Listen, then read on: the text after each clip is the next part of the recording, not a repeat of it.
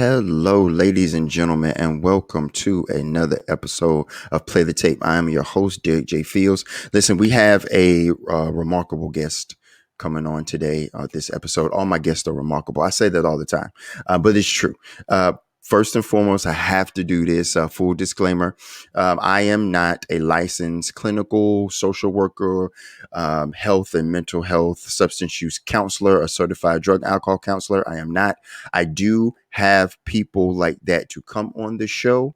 And I have someone like that today on the show that has her certifications and different things, but we'll get to that in just a second. I always want to give that disclaimer. But what Play the Tape is a platform of community support, advocacy for those who suffer from mental health conditions, substance use, and we always focus on recover, sharing our experience, strength, and hope for those that are in need. So my guest today is Melinda Sampson.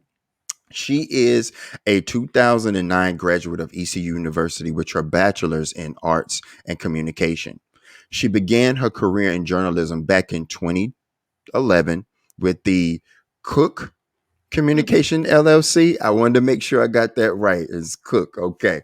With Cook Absolutely. Communication LLC, becoming the editor of a weekly newspaper located in Belhaven, North Carolina. In 2013, she became an associate editor for a biweekly newspaper in Williamston, North Carolina.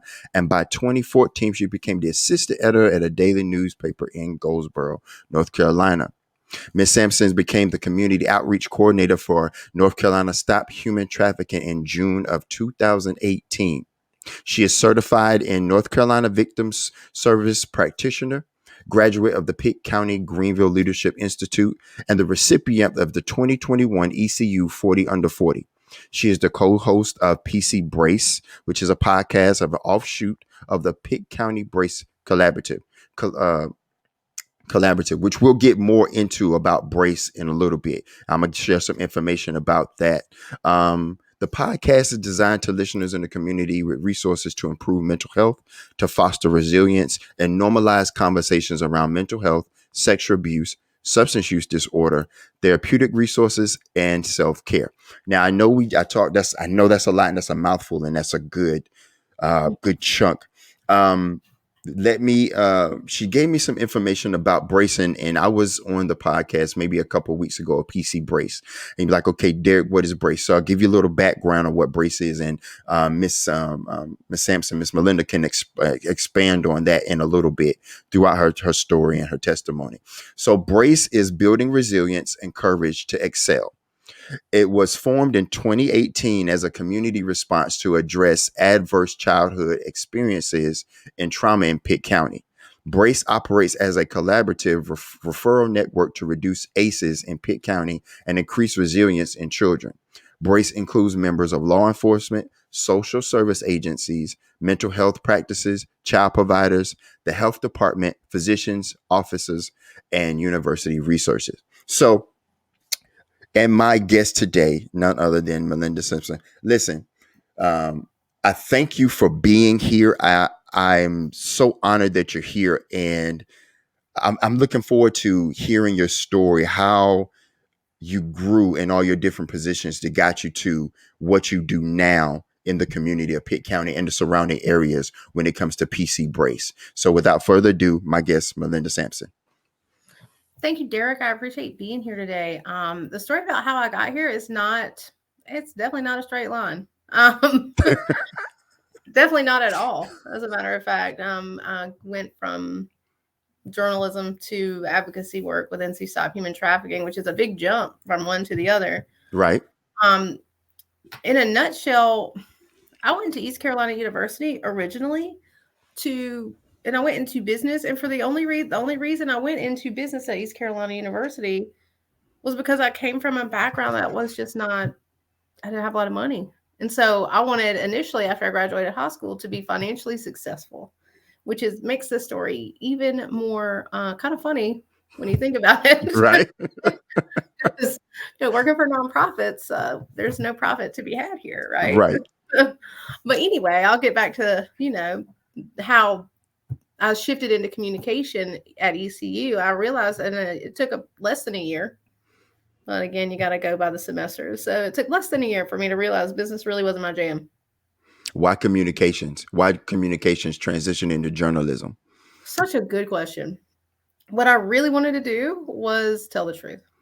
Okay, And the best way to I I can could think to respect do that. that, Yeah, the I'm best sorry. way I could think to do that would be going into journalism. One of my inspirations was Ruth Gruber, who was one of the first female journalists to ever be a foreign correspondent, and she covered issues like the Holocaust and World War II and all kinds of things that, and like she went into it and she just didn't care. She said, I'm going to do this. And so my initial switching over from business to communication was, well, business isn't my thing.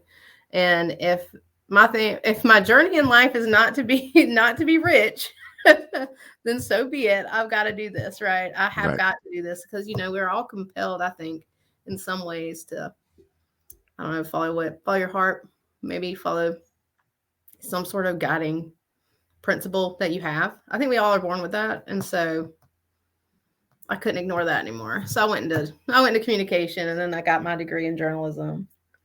I graduated with my bachelor's of arts, so I can. It's not just it's not journalism that I know about communication. I know all kinds of ways to communicate with people, which took me a long way, really. Not only in work, but in everyday life, because communication is such a valuable skill to have. If to be a good communicator, it means you can be good at many other things. Right. So I took what I learned. Finally, I graduated during the recession. Been through a lot here, Derek. That's a lot. Yeah, that is a lot. Like you had to transition it. Oh, it's the recession. Oh, come on, Yeah, Melinda. I know exactly. I was like, okay, well, but to be very clear, I learned the most about the work I do right now through the filler work that I did before I was able to get a career in journalism. I worked at gas stations for a couple of years and the night shifts and stuff. So from there at the gas stations, like if you're working at a convenience store, the only thing you have to really do is talk to people and Right. them out. You might as well have a positive attitude about it. And so that's how I went into doing it. I actually didn't mind working at a convenience store. I liked it a lot. I met a lot of great people. I also met a lot of not so great people, but that's the nature of everything, right? But Yes. anyway, I don't want to sidetrack on that one. I can't tell you how many skills I actually learned how many skills I learned working at a convenience store helped me in communicating with people. Yeah, like It was just uncanny out. yeah, with the different people, with the different personalities that you would see come into the convenience store, even bosses, coworkers, and then just Oh yeah. customers that you have to interact with daily. That customers always right. You know what I mean? Mhm. So Well, I yeah, didn't I didn't do that. I didn't do that customer always right thing very well. But I mean, me. you see some of the people that come into convenience stores, especially if you're working the night shift, they're like some of them are at their worst. And Yes. so, instead of making it worse, I learned how to make it just one exchange a little better for that person, right? And Hmm. that really did matter to me, even though it's very small in the big scheme of things. But so I graduated, got a job at a convenience store, which I really did like. But then I finally landed a job in journalism, and I worked in journalism for 7 years. I loved it. I can't lie. I loved it so much. And then it was really a good fit for me. I liked to write because it was print. I was working at Hmm. newspapers. So I enjoy writing. I enjoy talking to people, getting to know them. And it is an honor of a lifetime for somebody to tell you a small part of their life story. They agree to do that, then that is your honor. And you have to do them justice. I agree. I agree. And you have to tell the truth all the time. And the idea of having to tell the truth, your job is to tell the truth all the time. It's the easiest and the hardest thing to do. So, go ahead. No, I was agreeing with you in the fact that it is easy and hard because you have to see where you as a person and then as a business of self, you have to see, okay, where can I go and this skill is looked at as being valuable. Hmm. And I think that's something that I'm learning in this business of play the tape and the podcast and being of Derek, hey, I want to tell the truth about myself, about my story, about my experiences that could help someone that doesn't, that are maybe heading towards that way, that, oh, let me stop, let me turn back, or is in it, and okay, that's a person that got out. Let me see how they did it and take what I can, and Mhm. market that to some degree that can help people. So I'm with you when it comes to telling the truth is a blessing and a curse at the same time. Absolutely. It absolutely is. The and let's just be clear. And and I don't, everybody lies. I would be telling a lie if I told you everybody told the truth all the time. I would be telling you a lie if I told you I've never lied. That's ridiculous. Everybody lies. And I might be painting that with a broad brush. There may be somebody out there who's never told a lie, but I can't say I haven't. So I understand the desire to not tell the truth sometimes. That's why it's oftentimes the hardest thing to do. It's the easiest in the long run, but at the time it's very difficult. And not only is telling the truth difficult to other people, it's also difficult for yourself. When you have to be honest with yourself, that's the hardest. I feel like that's the hardest time to be honest, is when you have got to be honest with yourself and be faced with the things about yourself that you need to work on. Because we all want to be our best self. We're all out here doing our best, right? Right. But when it finally comes a time to be honest with yourself about the circumstances that have made you unhappy, and sometimes it is circumstantial, you couldn't help that. But True. sometimes there are choices that were made that got you there. And you have to look at that sometimes and be as honest with yourself as possible to right the ship in your life. I think that reflection of self, or taking a look in the mirror, because change always starts with the person in the mirror. And then that is, I agree, is some of the hardest truth to tell yourself, because we can lie to ourselves and believe that lie, and then go out there and manifest that lie, meaning that, okay, I've told myself this, I'm walking in it, but it's a lie. You lied to yourself. Now you have other people believing in a lie that is, Mm-hmm. that's not doing them that's doing them a disservice. So I know part of my recovery journey is the inventory, the turning that mirror on self and be like, okay, Derek, what was good today and what was not so good today? So I agree with you about turning that mirror on self. And that took a long time to get comfortable with doing, you know? Mm-hmm. So Oh, I do know. Absolutely. I spent a long time. I don't get me wrong. I love being a journalist, but I spent a long time, years in journalism when I was done, because I did not. I didn't want to admit that this wasn't for me anymore, it because took, I had worked so long to get to where I was, that to go back and realize that some of the work that you were doing isn't what you're meant to do. Um, how did you deal with that? Because I think that's interesting, because I think a lot of us go through that. I'm going through that right now with my business. Is, man, is this really what I'm supposed to be doing? Because I want to give back. I want to be of service. I want to be like Melinda. I know in this healthcare, mental health, substance use, recovery, peer support, counseling, coordinator, it's it's not, you're not going to be rich. You won't be rich monetarily, but spiritually, knowing that you could change a life, or giving resources to lead someone to change their life, is very impactful. So how did you, in journalism for 7 years, come to the realization this ain't it either, and then deal with that truth? well, I started in journalism, and there's something about getting a byline, right? I was all about me. Yeah. Yep. I was all about getting that byline. I can't lie. Like, I mean, let's be real. Right. I was all about getting the byline. I was all about seeing my name in print. I was all about guiding the news coverage. I was about telling the stories and telling other people how to tell the stories. Like, I was about it. And then one day I'm out and doing a story, and it wasn't just a lot. It wasn't going to be a heavy story. It was just going to be like the day in the life of farm workers, right? And then I was in doing interviews. Well, I don't speak Spanish. People were translating for me, but I was talking to these gentlemen out here in tobacco fields doing farm work, and I realized that the stories they were telling me were terrible. I mean, they were living in terrible conditions. They couldn't leave, or they said they couldn't leave. People who worked with them when we came up like fled. They didn't want to be around us, which I mean I understand to an extent, sure, but to just completely scatter, it was just very strange, and their living conditions were horrible too.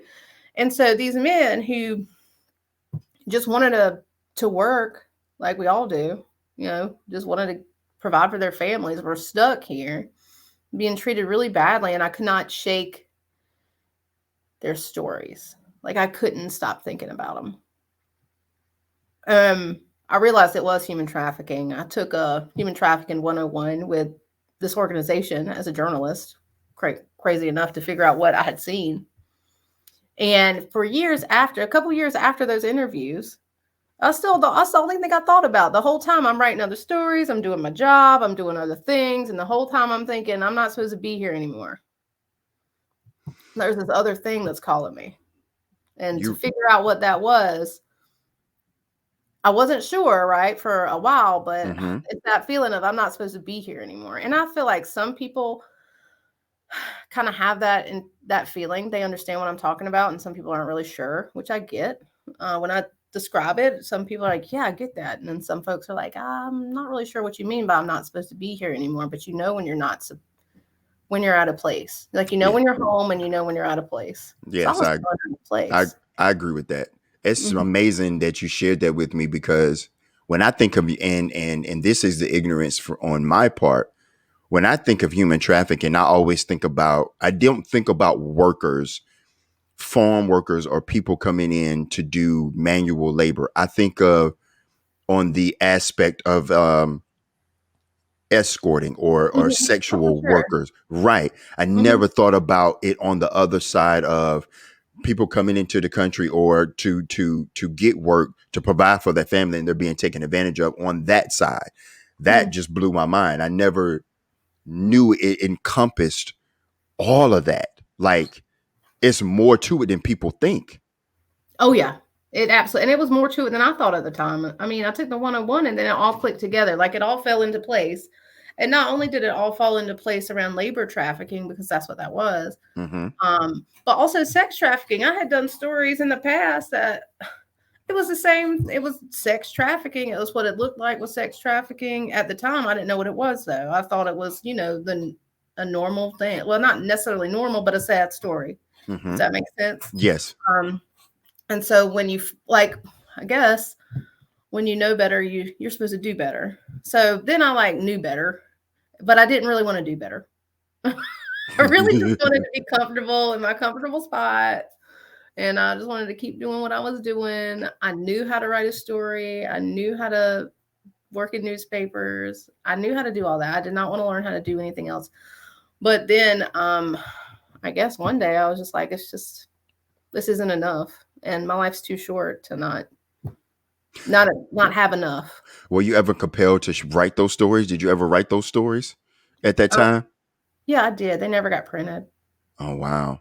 Yeah, well, there are politics in newspapers Yeah, too. yeah, I get that. Yeah, I Mhm. understand that. I get that. I'm just saying wow because I know that there's politics, bureaucracy, and red tape that comes with sharing that type of information to the public, to the Mhm. masses, right? And some editors and publications aren't ready for that to be shared or shine a light on just yet. So I get you when you say that, and that's why I said wow because I felt like you did your due diligence and you was trying to. And that's maybe another reason if and I don't want to assume you think that may be another reason why you didn't it wasn't where you needed to be because you felt like, man, these people are people going through something horrific and no one cares to hear their story. It was Something a has to be yeah, done. it was a huge disappointment for me personally because I went into journalism to be able to tell the truth. And now had that story gotten printed, maybe this would be a whole different. Maybe I wouldn't be here today. Maybe I'd still be a journalist right now. I don't know, but that's not what happened. Right. I was hugely disappointed with the decision on that. And again, I'm not here to judge that decision or anybody else for it, but I knew just something changed. I think I would say my heart kind of cracked wide open, right? And so you things change you, and so I changed. And though I did love to chase that byline, and I'm still I still it still is a nice thing for me, right? Right. It wasn't enough anymore. It just wasn't enough. And one day I just asked Pam if she wanted to hire me, Okay. which I had no credentialing. But she did. She took a chance on me. That's good. That's Yeah. good. You had credibility. You have credibility. I believe you did. 7 years of journalism, understanding, getting to understand what life is and stories that are not being put out there that have a adverse effect on people. Um, I think is important to get you, like you said, to where you are now. So, from the transition of communications into journalism, and how did the nonprofit come about? How did Brace come about? The collaborative. Well, when I got hired at NC Stop Human Trafficking, the organization itself had been around for a little bit or more than 5 years at the time I got hired here. So NC Stop Human Trafficking just celebrated their 10-year anniversary in 2020. Awesome.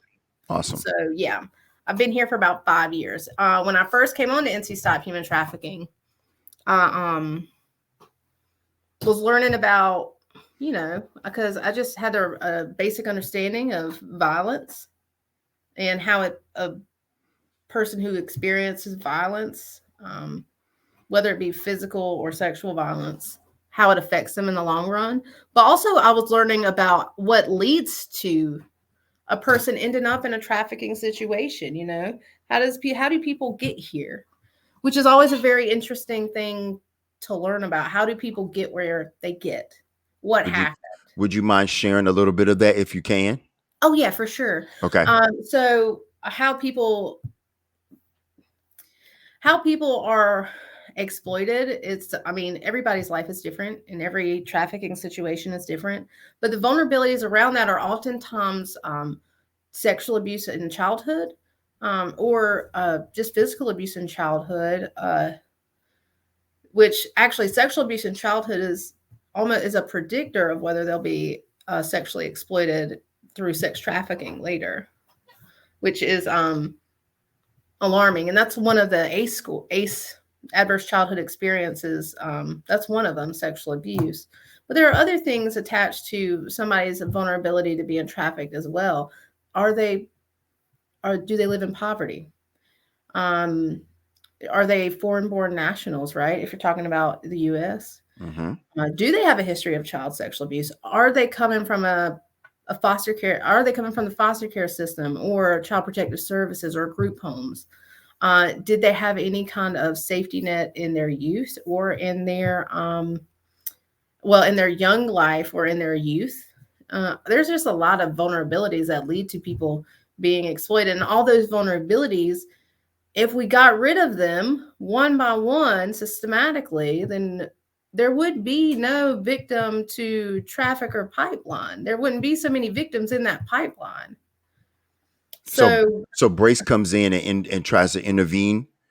what happens, and which this is what the beautiful thing about Brace, not Okay. only does the interest that I have at NC Stop Human Trafficking to be participating in the collaborative, the podcast with Bonnie Jean Curris at your Children's Advocacy Center. What Brace does is actually primary prevention of violence in the community.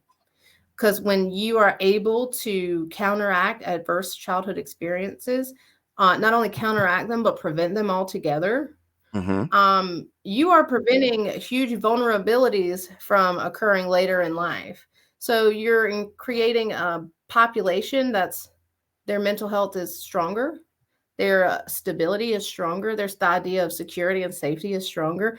And when they are hit with a setback, which we all get, right? We all get hit with Yes.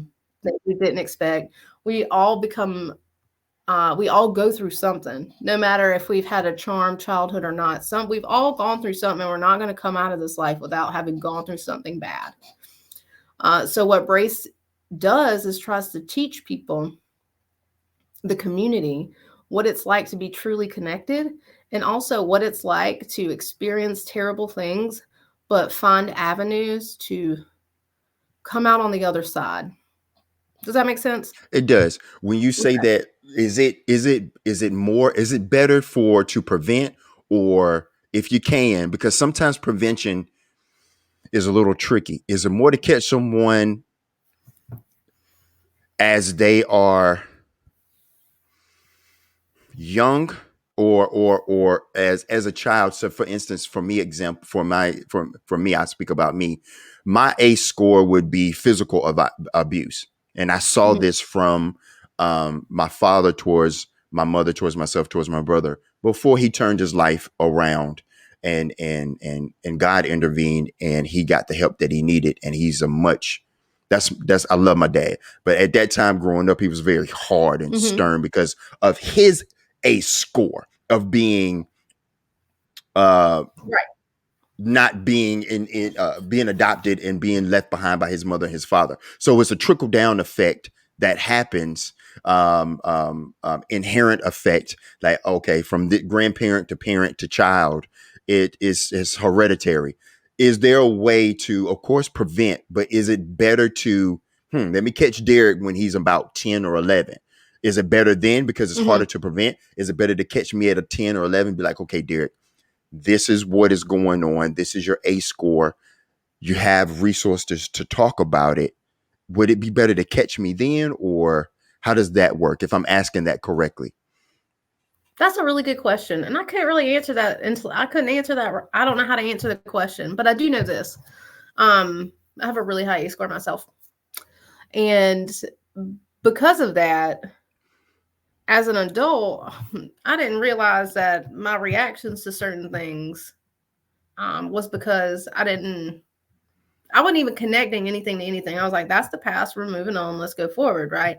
Well, Mm-hmm. it's all in us, right? It's all in us. So as an adult, I was still operating in a very protective way towards myself. Like I was just going to take care of myself. I was going to wrap myself in my own armor and my own protection, which limited the connections I was able to get outside myself. I didn't, you know what I'm saying? I'm not going to Yes. have the strong relationships that you need to have to be happiness is not something that's kind of fleeting, but to have Yes. joy, right? Joy. Yes. Joy. Yes, Mm-hmm. have joy. And it took me until honestly I started working at NC Stop Human Trafficking and working with the community educators at Teddy Bear Children's Advocacy Center and working with Brace. For me as an adult in a service, well, not a service provider, as an adult, but an advocate myself, to realize that my actions were a result of this. And so from there, I've changed so much about my, and I mean, that was 5 years ago, right? Right. That's a recent thing. So I've changed so much about how I respond to things and how I connect. And I did that as an adult. I now, would I have liked to known earlier? Probably. I would probably have a lot more friends now. Probably wouldn't have made the, Me too. yeah, probably wouldn't have made the mistakes that I had made. I probably would have been so much more open and would have had more experiences with other people that I didn't pursue But you know what, because oh, go ahead. I'm sorry. Go ahead.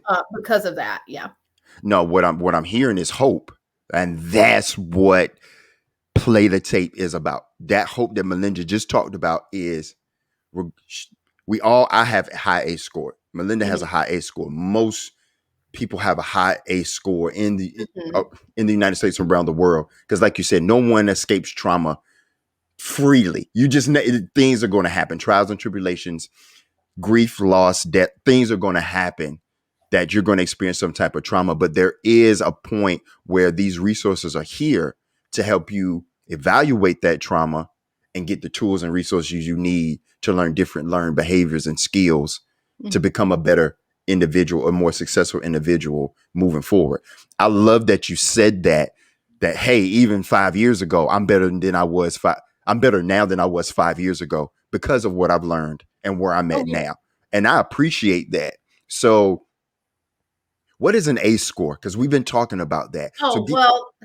An A score is a list of questions from, and it was from the Kaiser Institute. I think that's the name of mm-hmm, the organization, but it was from a study done. Actually, the study began on obesity. They could not figure out why some people were losing weight and then gaining it back, and then losing the weight and then gaining it back. So what the researchers actually did was connect the up and down weights of these research participants mm-hmm, to childhood traumas. the especially well, it was specific to sexual abuse for the weight in women, and which makes sense if you understand childhood sexual abuse, right? Yes. So they lost the weight, but they kept gaining weight back as a protective, as a mechanism of protection for themselves, but also as a mechanism of comfort. Because when they get triggered, where do they go? They go for their comfort foods. Right. When they lose weight, they're not comfortable anymore. They don't feel safe, so they gain it back. That a study on obesity, which is wild to me, a study on obesity results in what we have today as the Adverse Childhood Experiences questionnaire, where it's a list of 10 questions that ask like questions like, did you experience physical abuse in your home but before the age of 18? Did you witness one parent being abused in your home before the age of 18? And if you, the more yeses you have, the higher your ACE score is, or adverse childhood experience score is. And they took it further and said, well, people with high adverse childhood experiences scores often develop substance use disorders in adulthood. They often have are more likely to have heart attacks and to develop diabetes. They often experience high levels of depression. They're more likely to go to jail or prison. So they connected the ACE score to outcomes in as for adults, which is like if you've ever been through something as children, and honestly, we all have these Mm-hmm. high ACE scored stuff. Most kids have. I mean, most adults can, if they go take the survey, will have a one, at least a one score, right? Right. Right. There's no, again, there's you're not getting out of this life unscathed. It's just not going to happen. But the higher the ACE score, the more health issues you're going to have later in life. That's what the study said. So then we went back, and that's negative. That's a downer, right? Mm-hmm. But they didn't stop there. They said, but we see that, but there are ways that we can counteract what you've been through to make your outcomes better. And those that kind of counteracting what you've been through to make your outcomes better, the idea of developing community resilience and that community resilience model is where Brace sits. That's where they are. You're going to go through something. We all are going to go through something, but this is how it doesn't have to um, shape your whole life. How do you build? How does Brace, or either a Pitt or PC Brace, which is Pitt County Brace, how do y'all build or increase that resilience in children or early adults or even older adults like you and me? How Mhm. does that? How do you implement that in the community? Because I'm very curious on how that what that looks like. Well, that's a good question. I feel like I might not be the best person to answer that question because I don't handle the event coordination, but I will say what Brace has already done. Mm-hmm. They had wellness at Wildwood, so they invited the community to come out to look at the resources available that help develop resiliency in the community. And the wellness at Wildwood, we did participate. NC Stop Human Trafficking was participatory in that, and they had kids activities, uh, service providers there to talk to parents about, if this happens, we have this and this to like just help them get connected to the play to people that can help them if they ever need it. Because honestly, the biggest barrier to getting the help you need is not knowing where the help is or Right. if it's even out there. So wellness at Wildwood was great, but Brace also offers community resilience model trainings. They do the resilience documentary screening through Teddy Bear Children's Advocacy Center. And there are so many professionals at the table who work in schools and work as counselors and work in public health and in social work. They're all at the table saying, we can do this and this and this, and this would make everything. This would change some things. And when you get everybody in one room who wants the same thing, which is a stronger response to trauma, a more resilient community, then it happens. It's Right. just a longer process. It took us a long time to get here, and it's going to take a long time for us to correct it. Does that make sense? It does. So Yeah. what do you do in your current role right now? If you could explain that, elaborate on what you do, what Melinda does. Well, as I do with most things, do the podcast PC Brace Mm-hmm. with Bonnie Jean Curris. And so what we do on that podcast is we invite people who are working in the community to develop resilience to come in and talk a little bit about what they're doing, what events that they're having, and then we connect the dots for our listeners as to why this is important. Why, for because you came on last month, Mm-hmm. why is talking about mental health and mental illness, why do we even need to talk about it? Because if we don't talk about mental illness or mental health, then the people who need the help aren't going to feel safe enough to come get it. Right. So, what PC Brace a podcast does is normalize conversations that are hard to have. If you can hear people talking about things that are hard to talk about, it makes you more comfortable with talking about it. And if you've lived through it, if you're living through it now, it's going to make you more comfortable with asking for help when you need it. So that's the whole reason behind the PC Brace podcast. And of course, that is an offshoot of the big Brace, which is Mm-hmm. building resilience and courage to excel. That's like a small communication arm of that collaborative. So what I do mostly with Brace is that podcast. Also, handle a little bit of the social media, and I really just promote it as much as I can at different community events and collaboratives and meetings too. So, but there are other people that work at Brace, like that work with Brace, like Kia Glosson at Teddy Bear Children's Advocacy Center can be a wonderful person to learn like the in-depth details about what Brace is doing and the Mm-hmm. impacts they're having, because I'm not privy to the impacts. I know they're having there are great impacts that are they're causing great things to happen and really normalizing this conversation that needs to be had. Right. But they would definitely be the ones to talk to if you want to know the in-depth information about the impact and where the future they want to have for the collaborative. Absolutely.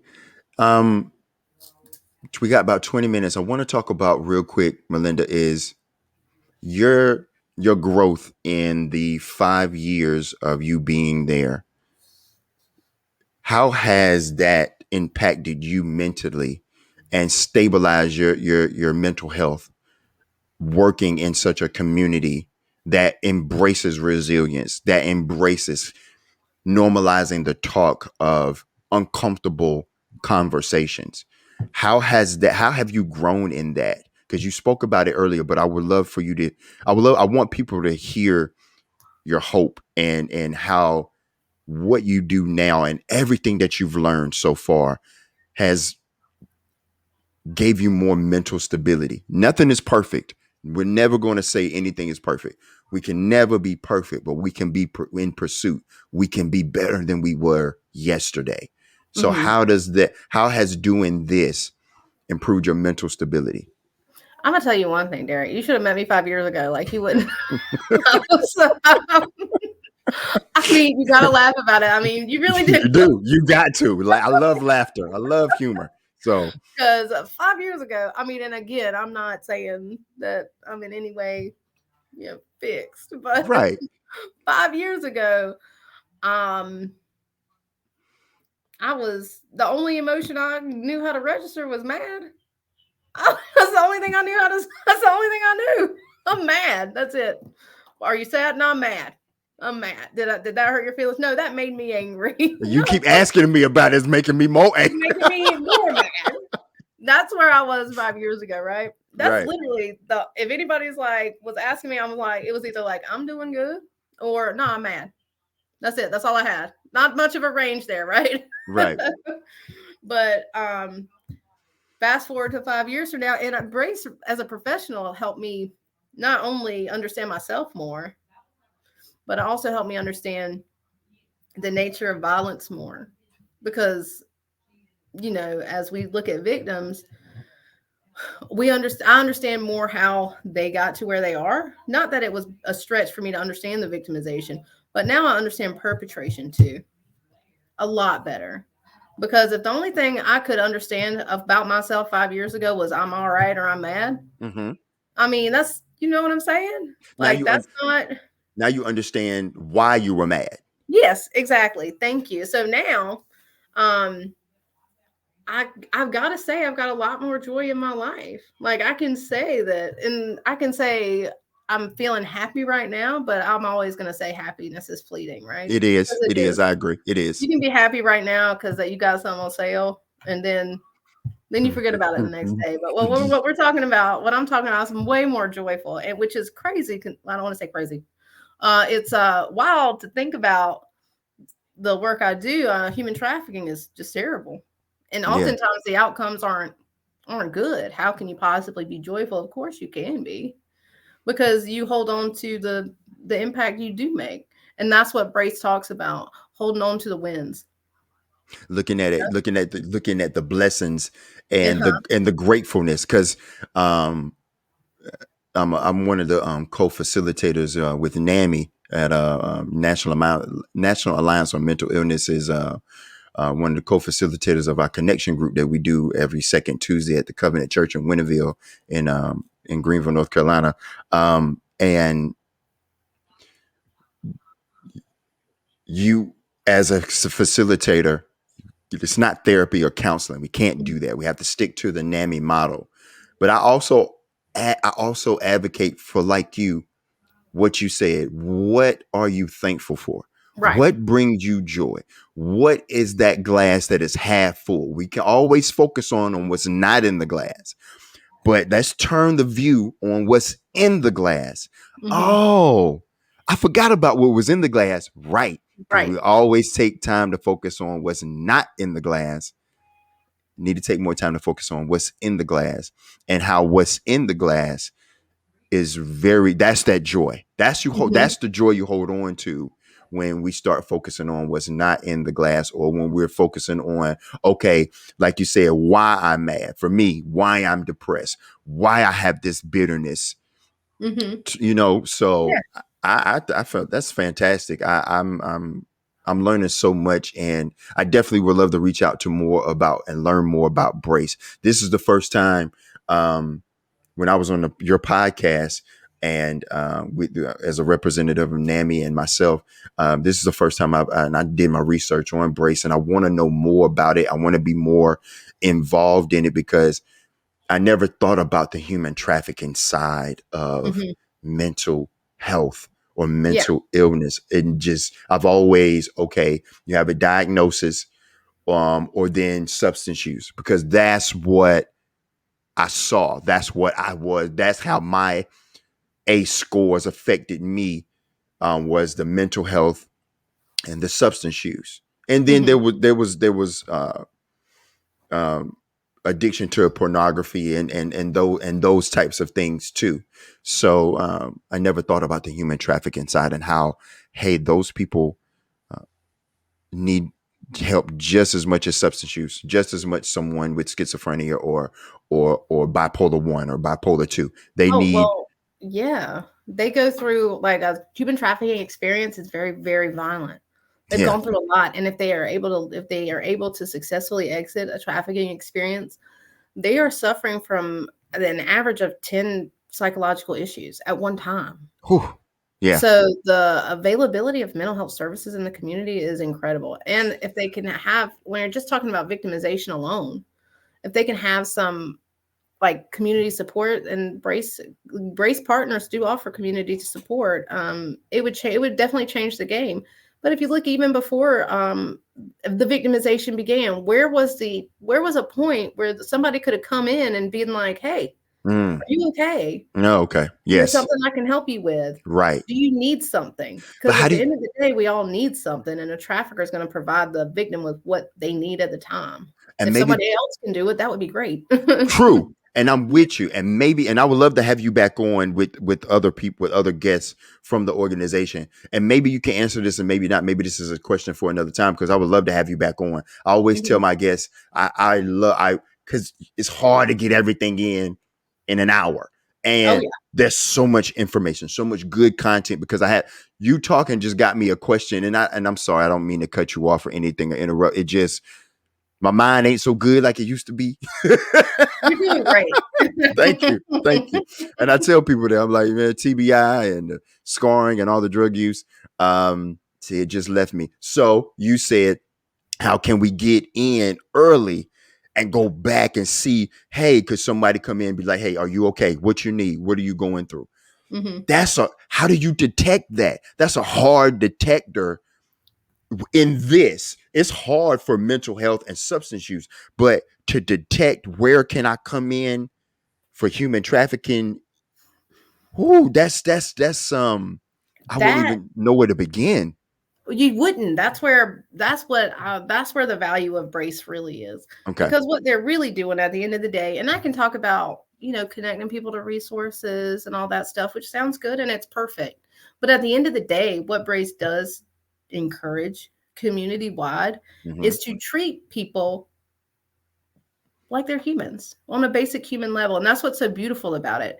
When you've got a collaborative of people who want to come together and build connections, personal connections. Connection is everything in life, is everything in a person. We are all built to be social creatures. And the nature of human trafficking is that person has no connections. The trafficker comes in and is a connection for them. What Brace does is encourages building connections with young people, adults, older adults, seniors alike, and bringing a whole community together. Like I honestly believe we should be, and treat each other like we all matter to each other because we do. Absolutely. We You know what do. I'm saying? And Yes. that's what Brace. I mean, though that's not like the social work terms, that's not the public health terms. If you look at it like a person, which is how I see Brace. I'm not a public health Humanity. person. I'm Hum- not a social worker, a yeah, licensed but social worker. I see it as they, humanity. yeah, Have humanity and empathy for uh-huh, someone, because treat them how you want to be treated. You won't want nobody to come in and do that to you or a family member that you love. right. Right. Have That's that exactly humanity. Yeah. have the of recognizing the humanity in other people, Yes. Absolutely. even the people that are making so many mistakes. Yes. Um, man, I'm so okay. Is because I know there. So we're coming into the mental health. We're coming into the substance use. Those things are getting more normalized. I Mhm. think when it comes to the human trafficking part, that one is I guess it's really hard for someone to come in and like you said, survive that and be like, hey, this is my background. This Yeah. is what I've been through. And it comes with a whole lot more stigma Oh yeah. than I think the other two. Not minimalizing the other two, because I've been a part of both, but I've never been, I'm trying to educate myself on the human trafficking part because I've never experienced that to to that degree. I've never dealt with that. And I don't want to just brush over it. Like, man, that has to be hard. Because I know it was hard for me admitting that I was an addict. It was Mhm. hard for me to deal with the night terrors and the PTSD and the cold sweats of losing brothers and sisters in the battlefield and two tours and trying to push that down and what I went through as a child. So I can imagine. I can't imagine. I can have sympathy. I couldn't even empathize with what a person like that going through to have that conversation normalized, because now we're just moving forward with the mental health and substance use. Whew. Pray for them. I pray for everyone, but I pray for them.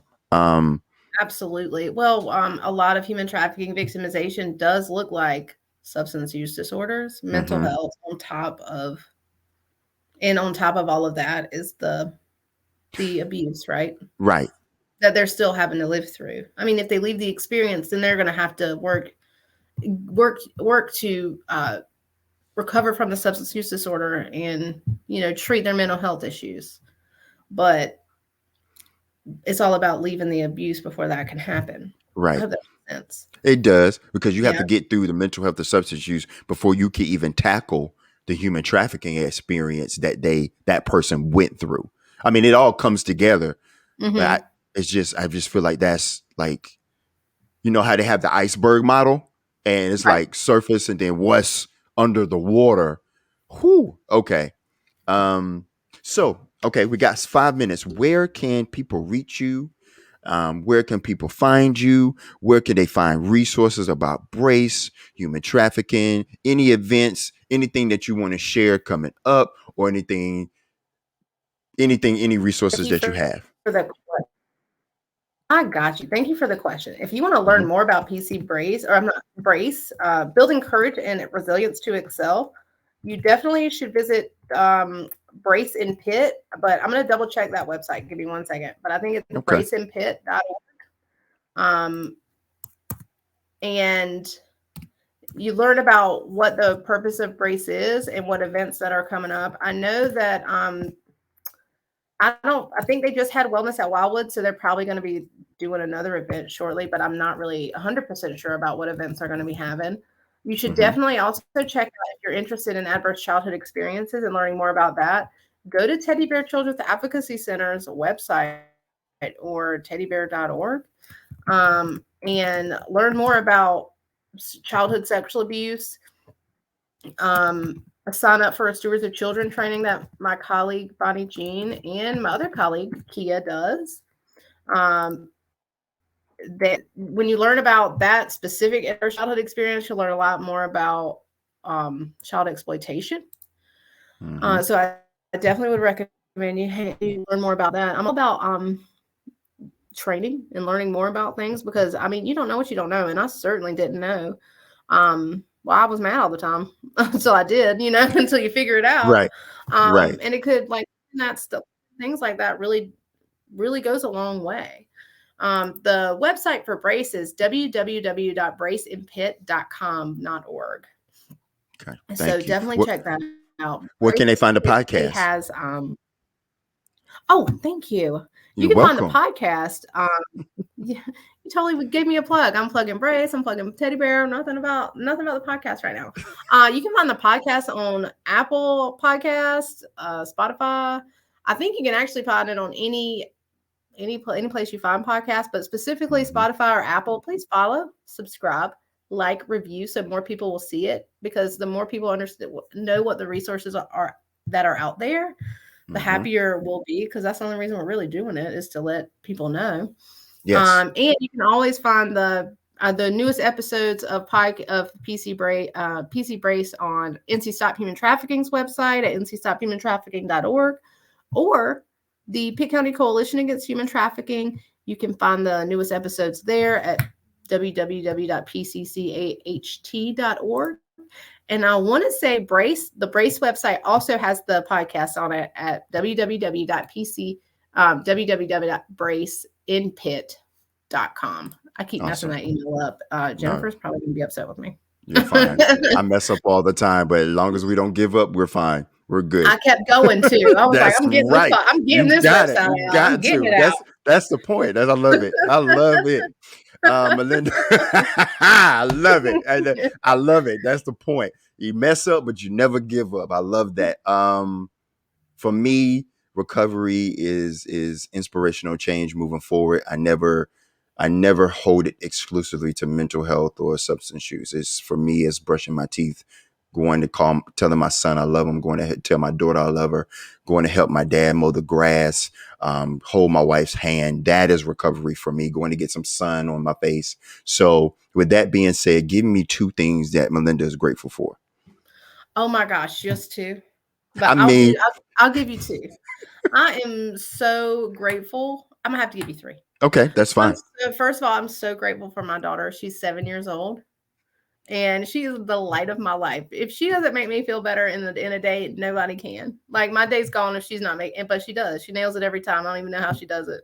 I walk in the door and she'll be like, "Mommy, you are so smart," and I'm like, I've ruined like 7 things that day. I'm like, "Thank you."